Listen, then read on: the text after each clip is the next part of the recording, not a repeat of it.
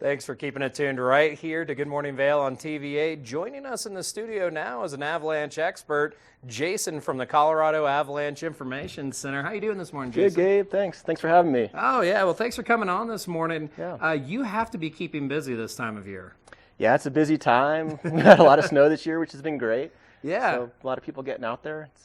Well, it's a great service that you provide, and more people are getting out into the backcountry. We've been talking about it before we came on air.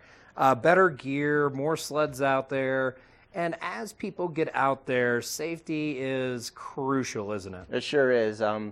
People really need to be prepared when they're going out there, have the right rescue gear, beacon, shovel, probe at a minimum. But hopefully they never have to use that stuff. That's, last resort. So if they get the training, pay attention to our forecast, hopefully, and manage their terrain, they can stay safe out there. Great. Tell me a little bit about the snowpack this year, because we have had a little bit different since we had so much so quickly. Yeah. Is that safer or more dangerous? What can people kind of expect out of this? Over the long term, our snowpack in Colorado is better than normal. Okay. This kind of weak, sugary snow we have at the ground, like we have all the time in Colorado, unfortunately, is stronger than normal. Okay. So that's good. We're not seeing a lot of avalanches break to the ground, but we still have our own kind of set of avalanche problems with newer snow, and we had a weak layer form about 10 days ago, and we had snow on top of that. So that's been causing some avalanches.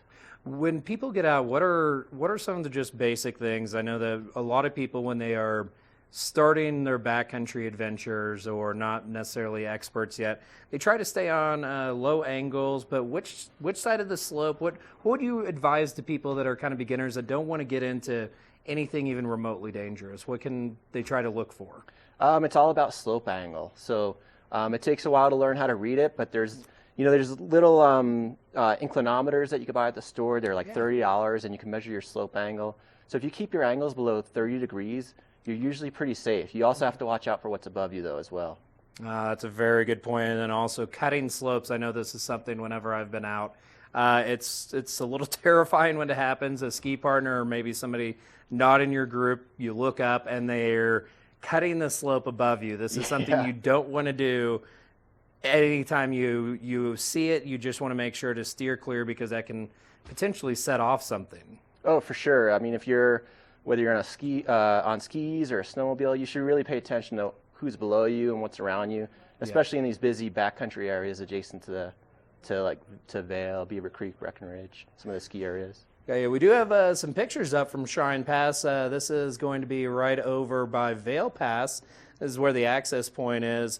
Getting out there, you can see that there is quite a bit of activity. The snowmobiles have kind of tracked that out a little bit. When you're going to the areas that do have a little bit more activity, are those safer, more dangerous? Or does it just kind of all depend? It all depends. Tracks are, you really can't use tracks as an indication of stability. Okay. So it's really, when you go into a backcountry area near the ski area, just because you see tracks doesn't mean it's safe. And a lot of people get caught off guard by that. We've been very lucky so far this year in Colorado. No fatalities, knock on wood. Love to just hear that we've had more people in the backcountry, but less incidences. Yeah. And even very few here in the Eagle and Summit County areas, correct? That's true, yeah. No fatalities in Colorado this year. We'd like to see that continue, obviously. We think people are making really good decisions. There's a lot of good education out there. So even with the exponential growth in backcountry use, to have this little activity so far is encouraging. Good. Yeah. Well, get out there, have some fun. But before people do, tell us where they can go to find out more on your website. Yeah, so we update our website every morning. We try to get the forecast out by 7 or 8 with our danger rating, and that's colorado.gov/avalanche. Great. Colorado Avalanche Information Center. Jason, always a pleasure to have you on. Thanks a lot. Thank you for coming on and just letting our viewers know about the backcountry and what they can expect. Yeah, you betcha. Thank you. Well, stay tuned to Good Morning Vail. We're going to have more coming up for you right after this.